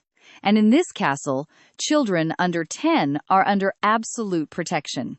Even so, you threatened me with weapons. Her terrifying bloodlust was unleashed just to mock that absolute trash. That overwhelming aura terrified the boss, who desperately faked his composure and stubbornly tried to argue back. "Nobody outside the castle will know," he claimed. But don't blink, because she instantly ordered clean water to be brought. She needed to wash her ears. The sudden arrival of that silent butler completely terrified everyone. Where did he come from? With a swift gust of wind, the men crashed down. Their knocked-out leader received deadly poison, while the rest got paralyzing venom. "I will give you a choice. He dies in 1 hour, so carry him far away within 2 hours, or stay here." She started the countdown from 3, 1, 2, and before she finished, they grabbed their boss and fled in absolute terror. Even if killing was terrifying, those scumbags deserved to vanish from this world. She forced herself to adapt, ruthlessly. "Jenin, the moment they leave the castle grounds, get rid of them for good. And if my sister doesn't show up soon, I will destroy her entire merchant guild." Suddenly, the rolling of a wheelchair was heard. "We agreed on no guards, right? You should be glad I brought one, sister, or else I would have killed them all. After all, at my age, it would be considered simple self-defense. And who will the Duke's investigation support? You for planning something so childish, or me for acting like a true Bellatu? Besides, you leaked that fallen nobles would show up and brought your own butler, so we are completely even." The little girl did not dwell on the matter. "Fine, then let us go where we need to go now." "I will push you," she said, without waiting for objections. Hearing her say sister made a warm, unexpected feeling blossom in her chest. The two of them chatted happily along the way. Hearing that Viola preferred cold, hard cash, her sister burst out laughing. How can a young lady say such vulgar things? Yet she remained indifferent. "Don't you like it too? Why do nobles never admit it?" "Because they are well-fed pigs. Having never experienced hunger, they pretend to be refined and deeply honorable people." I bet you didn't expect to see her laugh like that, leaving our little girl totally frozen. The novel said Hera only laughed like that with those she truly cherished. It seemed her sister would be on her side as they walked together. They soon reached one of Hera's secret hideouts, the massive Terra Merchant Guild. Staring up at the towering 10-story building before her, she was left in absolute awe of her amazing older sister. Considering the backward technology of this world, pulling this off at just 12 was incredible. "I seriously adore my sister." Upon hearing those sweet compliments, a pleased smile lit up the young girl's eyes. Although she was the true owner of everything, a famous merchant ran it publicly. Suddenly, a cold shiver ran right down her spine. "Did you kill him?" Hearing it was a natural death made her relax, but she instantly had a brilliant realization. Servan was a master of disguise. Could he be using a mask to impersonate the deceased merchant? With that suspicion in mind, she asked directly. Her sister was shocked, but then smiled, praising her sharp investigation skills. Finding a rival of her own caliber brought her immense joy. "Can you feel it? My heart is beating so much faster right now." That incredibly honest smile made Viola feel guilty for planning to use the original novel's plot to manipulate her. So, let's truly get along. Using her knowledge to help would bring them closer and secure her as an ally. "I want to invest in your business," she said, with an ambitious tone that shocked her sister. Didn't she come from the slums? Intrigued, she asked how much money she had, to which she responded with another question. "I will give you whatever amount you need." Not wanting to corner her, Hara carefully mentioned a massive sum. 100 million. Is that too much? Viola was not fazed at all, confidently claiming it was less than she expected. Days later, the Duke summoned her after hearing of her whim. "Trust me, you and I are about to see something incredible. Come with me as we watch this little girl straight up ask the terrifying Duke for cash with zero hesitation." The butler almost had a heart attack right then and there. Mocking the Duke was a death sentence, but he did not even flinch. He expected the Duke to hand down a severe punishment to Viola, something that would completely change her perspective. Surprisingly, Heron actually loved her absolute boldness, and she did not hesitate to take full advantage of it. On top of asking for money, she used it to get closer. Her sweet talk completely melted the cold Duke. And how much cash did she want? 100 million, the exact amount a family heir gets at age 12. Basically, she was demanding an early advance to fund the business ventures she had planned out with Hera. Hearing this, he was totally baffled. After all, was not raising a private army the duty of a Belatu? Either way, my sister cannot inherit the title, so I would rather have her working right by my side. But she was not asking for a handout. Wild boar season was coming, and she promised to handle the problem. "If I fail, kill me." A high-stakes game of life is great. Seeing her father smile, she reached out her tiny hands. Pay close attention here, because this kid's absolute audacity has no limits. "Give me the cash first," she says. That chubby little baby completely melted the cold Duke. "Is 100 million enough?" "No, I will give you 2 billion. Because of her legendary talent as an assassin, the Duke adopted her to pressure and motivate his actual, real heirs. But seeing how adorable she was, he kept giving in. Fighting to remember his original plan, he gave orders to the butler. If Viola reaches age 10 without achieving massive success, she will instantly lose all rights to the family succession. As he watched the little girl skip away, completely thrilled with all that cash in hand, the butler silently prayed she would succeed, because otherwise, his own head would definitely roll. Years flew by in a flash, and Viola, now age 10, no longer had protection from the East Castle. Her brother, fresh off a highly dangerous mission, rushed back immediately to check on his little sister. When she asked if he had reported to their father yet, he trembled. His sister was his absolute world.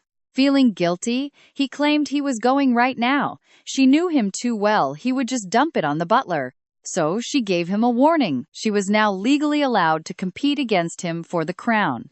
"If my brother neglects his duties as a Balatu, I can never accept him as a worthy rival." Faced with pressure from the person he loved most, he broke down and obediently went to report to his father. The butler, watching from the sidelines, knew young Viken simply wanted to be the very first to see his sister. The killer instinct in his eyes had almost faded completely. His curiosity was there, but his feelings had totally changed. I know what you're thinking, but this was all her master plan. To get her brother on her side, she had to make him grow up first. At age 10, the other heirs were not going to play nice. But here is the catch, according to the novel.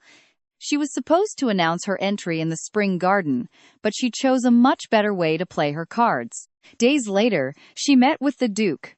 Looking out at the gorgeous garden filled with blooming wild apple blossoms, Heron was immediately reminded of his true love, who absolutely adored these gorgeous flowers.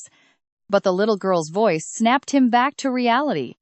She approached, asking if he remembered that day 3 years ago. "You told the butler back then that if I did not have major results by age 10, I would be exiled." But she absolutely delivered, protecting the village from the wild boars without starting a bloody, horrific massacre. In the past, Heron always had to deploy heavy military force just to handle those dangerous wild beasts.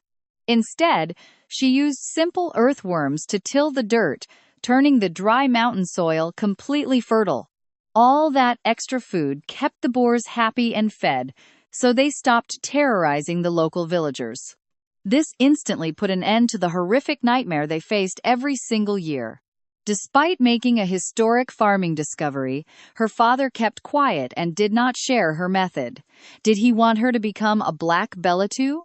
The Duke did not hold back and laid out the brutal, honest truth right there. I adopted you to motivate my true children, using your deadly assassin skills to force out their hidden talents. I want you to be a ruthless black Bellatu. But the little girl was not scared at all. What if she challenges him as a white Bellatu? Trust me, you and I are going to be absolutely shocked by her real reasons in the next episode. Get ready, because you and I are about to watch this girl use her genius as a white Bellatu just to stay alive. If my hands can take 100 lives, my mind and words will destroy 10,000. If my father is the Duke of 1,000 deaths, then I will be the Lady of 10,000. She was obviously playing crazy just to survive, but her acting was honestly way too realistic and terrifying.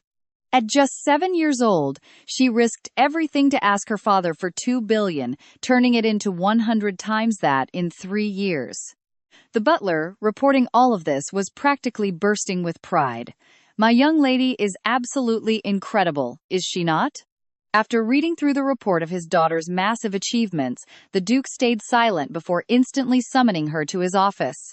"Father," you called. Without even looking up, the Duke could tell she was hiding something mysterious right behind her back. She showed him right away. "Since Daddy loves these flowers, I made a beautiful little crown just for you." This deeply touched Heron's heart. But being his stubborn self, he grumbled and claimed he did not even want it. Viola ignored him and walked over. Smiling brightly to show off her hard work, she gently placed the flower crown right on the Duke's head. "It looks perfect on you," she insisted, while the Duke kept quietly complaining under his breath. "I do not wear such childish things. Take it off." His awkward expression highly amused the little girl. "It looks beautiful," she says, "but now pay attention, because the moment she lets her guard down and smiles, her killer instinct suddenly wakes up. You know my real nature. I only act this sweet and innocent when I am with my beloved father." Suddenly, both of them turned toward the door at the exact same time. It was the butler, looking completely out of breath. Seeing the terrifying mighty Duke wearing a flower crown, left the poor servant speechless, feeling that awkward gaze on him. The Duke quickly took it off to change the subject. "Any urgent news?" The butler nervously stammered that it was about Viola. Before the servant could go on, the Duke cut him off and asked the little girl directly, "Since you want to be a white Bellatu, guess what urgent news he has?" She nailed it on her first try: the fate of that $2 billion. 3 years ago, using her father's wealth as collateral, she secured a bank loan for another $1 billion. After giving Hara the $100 million that she had requested, she used the rest to buy the District 10 desert. Even though it was just a useless wasteland between the eastern castle and southern city, the empire at the center of the continent suddenly announced a massive new trade route connecting both of those cities. This skyrocketed the land's value 10 times, and the owner of almost all that property was none other than Viola. The eastern castle used to live in isolation, constantly fighting off deadly monster plagues. But things in the empire shifted as their economy stalled. The only path forward was boosting commerce between the major cities. But wait, we are not done yet.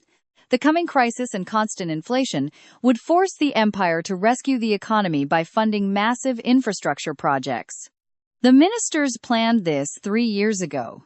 I figured that, for the public good, they would execute these exact measures. That is why, 3 years ago, I declared that I would become a white Bellatu right around now. Her incredible genius in planning 10 moves ahead left both of the men completely speechless for a moment.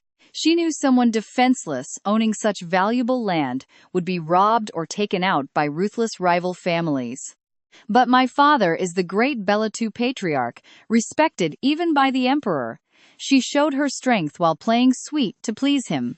"I am so lucky to be your daughter, Daddy." These words deeply touched the cold Duke. That night, staring at his late wife's portrait, he remembered how she used to say the exact same thing: "I am so blessed to have you." Viola looked just like his wife. Had she sent her down from heaven to finally ease his endless, painful loneliness?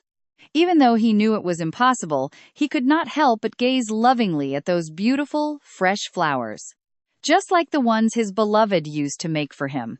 He could almost hear both of their sweet voices echoing in his ears. It looks wonderful on you. It suits you well. He placed the new crown right next to the old flower ring. Both of them were equally precious to him. Get ready, because here comes the most chaotic family of all. The brand new season about the girl who fakes being ruthless is finally here. Come along with me to watch new rivals show up as our heroine puts them in their place. Here starts the real madness.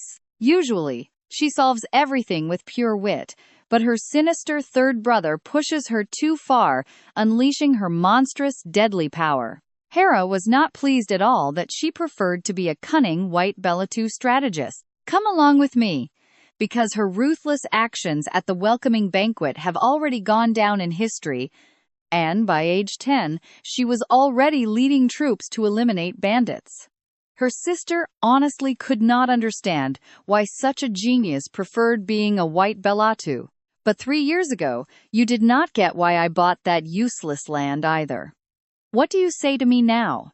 Because of that, she remained stubborn, insisting that everything was just simple luck, as Viola radiated an overwhelming bloodlust.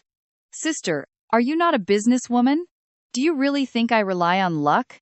This instantly silenced Hia. True success is never just a game of chance. So Viola gave her a comforting little pat. I know how much you care about me, sister. But my desire to be a white Belatu is also for your sake. I will not let them look down on you. Honestly, without the whites, the blacks would have never reached the peak they are at today. Even though Hara found it completely absurd, her heart felt strangely warm. But she knew the Duke was training Viola as a black Belatu. Changing paths halfway through would not be easy at all. Now, pay close attention here, because Viola knows he will play dirty and decides to immediately summon the original protagonist, Puent, to warn him of any sudden trouble. Watching his master closely, he realized the Duke's trial was finally drawing near. But my lady, may I look up? She refused instantly. If she looked into his eyes for 5 seconds, Viola's true personality would completely slip out. To soothe him, she gently patted his head, making his sweet face turn bright red. After all, he had not seen his master's eyes for 3 years. When would she let him? If he grew stronger, maybe she would trust him. Looks like I need to read my pet manual again. Right then, a heavy stench of blood filled the entire room. The one responsible for that dreadful smell was none other than the third young master, Dawn.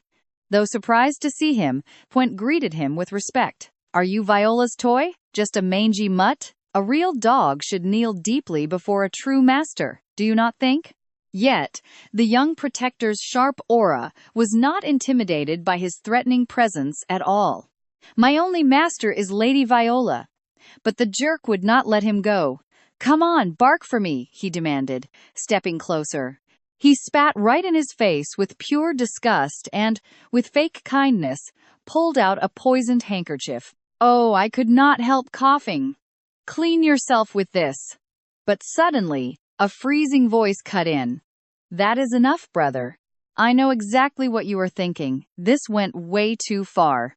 Seeing him humiliated by that disgusting spit, Viola completely snapped in pure fury. Calmly, she reached out her hand and pulled him close, using her own handkerchief to wipe away the spit while warning her third brother in a freezing tone, "Do not do things that would embarrass even the butlers or maids of this grand palace." The shocked boy looked at his master. Those were her eyes, now glowing with a bloodthirsty red. His opponent twisted his neck in a creepy way. There is no butler here, but I see a maid behind you. If I kill her, nobody saw anything, right? The maid stepped back, shaking in terror, but right as he was about to strike, his lifelong insecurities completely paralyzed him. The next second, Viola dropped from above, forcing him to quickly raise his massive sword to block her strike. It was the first time she had unleashed such terrifying bloodlust. A natural-born killing machine, gifted with immense talent and a purely demonic cunning. The adopted daughter already knew her brother would pick a fight, so she laid this trap beforehand. After the clash, she landed solidly, locking him in her crimson gaze. This was the genius killer everyone whispered about. Beautiful, fast, and elegant. Her deadly silhouette was far more imposing than her brilliant older sister at age 10. This forced him to unleash his ultimate move, the third stance of the Balatu style. The violent collision launched her into the air, but she spun 3 times before landing perfectly on her feet. Despite the trickle of blood on her lips, she managed to deal severe internal damage to her opponent.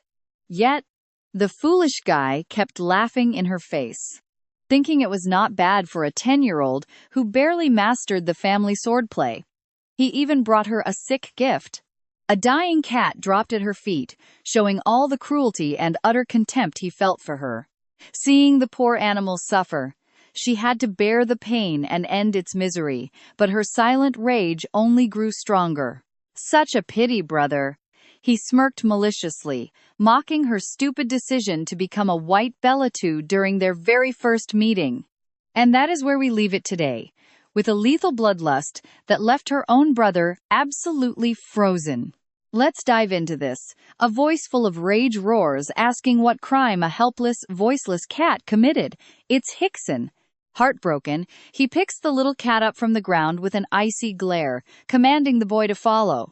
Soon after, in the arena, Dawn ends up completely broken, muttering with pure hatred that the girl is despicable trash. Thanks for the compliment. Though I'd prefer if you just called it a simple game strategy. Watching him retreat in defeat, she already knew Daokun would come looking for her right away. She knew her father wanted to test her, to see if she was worthy of being a white Belatu strategist. So she secretly prepared a communication bracelet for Hickson. Injecting power into it would send a loud warning signal. More magic meant higher volume. But the bracelet almost shattered from his immense power, which she completely unexpected. Was the item just too old? Hickson was left speechless, seeing how she totally brushed off his devastating power. Without overthinking, she asks the young main character to go bury the cat. Now pay close attention here. Seeing him so depressed worries her, because even if he says he's fine, his back shows pain. After burying the cat in silence, his pain boils over. No matter how much he trains day and night, he feels completely useless. During his family's tragedy and even now, he always ends up hiding behind everyone else. If I can get stronger, I can protect my master. But he forgets he's still just a child who started his journey late. Guilt and frustration completely suffocate his soul. Suddenly, the rain stops as she covers him with an umbrella. I knew you'd be wallowing here. Stand up immediately. That's a direct order. Not caring about his dirty hands touching her, she tells him to do his duty while gently patting his head. You did great today. I called Hickson, not you. With these sweet words, his guilt fades and he vows to become unstoppable. Oh my God. He's going to get so incredibly strong that the third young master won't even dare look at his face. He'll protect his lady from any disrespect. In the future, he'll prove to be a man who keeps his word. In this twisted family full of deadly trials, she must fake absolute madness just to carve out a path and survive. Knowing beforehand that her clash with Daokun would be reported to the Duke immediately, she used her clever tactics to show off, but accidentally caught the eye of her dangerous older sister. While the priest tries to heal Dawn's wounds, he notices something extremely weird. He has internal chest cuts, but Hickson only used his bare fists. That means it was Viola's doing. Only someone capable of precise magic manipulation could inflict such deep internal damage. Even at 10 years old, I could never have reached such an unbelievable level. By demonstrating her white Baladu skills, Viola also makes it clear that her black Baladu talent is absolutely extraordinary. Fighting someone strong excites her, and honestly, doesn't it excite us too? But her older sister's sudden arrival leaves her confused. Did they actually meet at this point in the original novel? Whatever, having her second favorite character right there is amazing. Viola's immense joy is way too obvious. Did you really want to meet me that badly? So, she doesn't hide her deep admiration, saying she wanted to meet the great lady of the northern white wind. Medea got her license at age 12 and wiped out an entire horde of goblins by herself that same year. And after exceptionally becoming a ninth-rank knight, she shocked the empire, earning the title of genius year after year. She was the first to reach the first rank at age 20, being named the 32nd star by the emperor. They call her the Northern White Wind, comparing her to a legendary blizzard that only happens once every 10,000 years. Does my sister have some business with me? I heard you seriously injured the young Daokun. But that was Hickson's achievement, not hers. Suddenly, her sister draws her sword, warning her not to leave traces of her power. The cold blade points directly at her throat, unleashing deadly tension. The butler steps in, releasing his bloodlust to remind her they're in the Duke's mansion.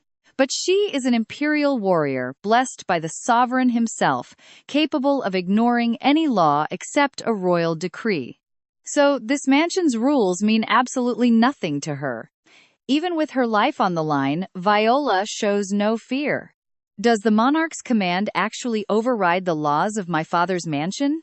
I don't think the Eastern Castle ruler's rules carry less weight than the privileges of a simple knight. In my heart, my father is the strongest, and we must all respect the laws of the mighty within Bella-2, right? And that's where we leave it today. Heron's military power surpassed the emperor, leaving her clever sister totally speechless before Viola. All right, stick with me here, because things were definitely not what she expected. To Viola, her sister was just their father's biggest fan. Her older sister lowered her sword in resignation. But you are coming with me to the training grounds right this second. Hearing that, Viola completely froze. Another test. She was just an adopted imposter who had transmigrated into this world. Would they expose her if she went there? Her best bet was buying time to cook up an escape plan. Can I finish my strawberry milk before we go? But her older sister took this as pure, absolute calmness.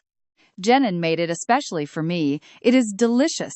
The handsome, efficient butler remained incredibly humble. Since Viola loved strawberry milkshakes, he had practiced a lot. Having an ice sword master use magic for milkshakes is spoiling her way too much. She thought her sister was a righteous, hard-working genius. She pushed herself so her family wouldn't die fighting for succession, which is why she became stronger than anyone else. At that exact thought, she stopped. It seemed she found a way to pass the test. Instead of defending, Viola left an obvious opening with her sword, completely throwing her sister off. Pay close attention here, because she was about to use this trap to her advantage. If you do not move, sister, I win. Her absolute boldness highly amused her sister. Give it a try, then. Hickson watched closely, ready to step in if needed. Seeing her regain that fighting spirit deeply surprised her older sister. She thought she'd seek death after a few years. Could Viola have actually changed her? Before she finished thinking, the girl gripped her sword. I am ready. Her sister wanted to test Viola's strength, but she suddenly rushed forward with her sword raised, completely winging it. The eldest unleashed a warning blast of energy to show she would get hurt. Strands of hair flew, but Viola did not even blink.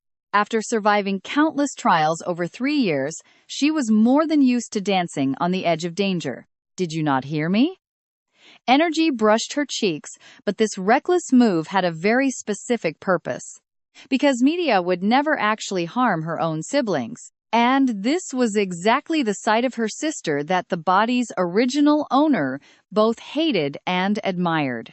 Knowing she would attack, she stood her ground. Why die in vain? How sad that her efforts could never change the Baladu rules. She was tired and wanted to rest. Forgive your useless sister for leaving this heavy burden on your shoulders. But I still love you, little sister. And trust me, the current Viola was not about to let things end like this. So she lunged forward and hugged her sister's waist tightly. I have won. That sudden family hug left her completely stunned, but she still tried to scold her, saying an enemy would have killed her. But the girl boldly countered. Then wouldn't everything be solved if you just stabbed me right now? Since the second and third brothers survived fighting her, Viola knew her sister wouldn't actually hurt her. With that, she grabbed her hand and suggested speaking privately. Hickson immediately objected, demanding to know where he stood. He looked just like a jealous father, finding out his daughter has a boyfriend, completely speechless. She dismissed both hopeful men along with him, leaving all three of them highly disappointed and instantly hurt. Sitting down in the courtyard, her sister cut straight to the chase, asking what she wanted to say. The little one didn't beat around the bush. Sister, we all wear masks, but yours is a bit different. Since the welcoming banquet, she felt her sister's gaze wasn't filled with curiosity, but deep worry. She hoped her sister would catch the hidden meaning, but she chose to ignore the topic entirely. I don't know, but since we are being honest, I will take the lead. I hate sibling wars and political succession struggles. This isn't the kind of family I have always wanted. Suddenly, her sister's expression shifted, releasing an unmistakable wave of pure bloodlust. That doesn't sound like a Baladu. Faced with that threat, she didn't flinch. After all, I am adopted. Before arriving here, she was alone, pushing herself hard. The pillar supporting her memories was already gone. That past she tried so hard to forget pierced her heart like broken glass. Sensing the young girl's deep sadness, her sister softened. Viola had long admired her, since the legend of the Northern White Wind even reached the slums. Rumors aside, she truly wished she was her real sister. And that's where we leave it. Until next time. Come with me, they were actually very similar. Hiding pain behind masks to reach their goals, but deep down, their hearts were gentle. So she tenderly hugged the girl who desperately needed affection. Congratulations on becoming a Bella too. That ancient warmth deeply moved her. Without even realizing it, she had fully adapted. Now, heart and soul, she was truly Viola. Medadia's hug was warmer and more protective than expected, making Viola feel like a little creature safe in its nest. This tender affection completely captured her, and it took a long time before she could finally let go. Now pay attention here, Medadia patted her head, sighing at how ridiculous this situation was. She once believed she fit the Bella 2 family best, but seeing those massive, expressive eyes, they looked adorable to her. Can anyone explain what you are doing? A cold, annoyed voice cut in. Medadia was startled instantly, as the heavy echo of footsteps rapidly approached. It was Heron, ruler of the East Castle. Medadia stood up instantly, bowing with respect, hand on chest, greeting him formally. Greetings, father. Viola watched the tense scene with some discomfort. Deep down, her father hated such strict formality. Should she copy her or not? Who cares? Forget it. Viola gently lifted her dress and curtsied. Welcome, father. But what exactly do we need to explain? You and I know what is coming. She stood straight, staring back. Didn't you decide to become a white Bella too? Viola smirked mischievously. It seemed he wanted her to figure it out, but she chose to speak openly anyway. I was just hugging my sister Medadia. Heron frowned coldly. You know very well that is not what I am asking. I have to protect Viola. Beside her, Medadia approached Heron. For a Bella too, is this not a basic skill?